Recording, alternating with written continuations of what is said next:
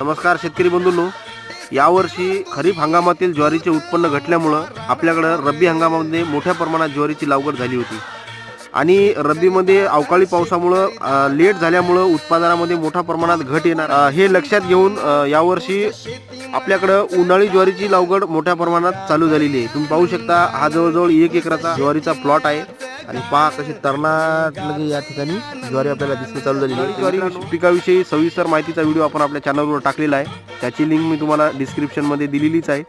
तर मित्रांनो, चॅनलवर नवीन असाल तर चॅनल सबस्क्राईब करून घ्या। अशाच शेतीविषयक नवनवीन माहितीसाठी व्हिडिओ आवडला तर लाईक करा। धन्यवाद।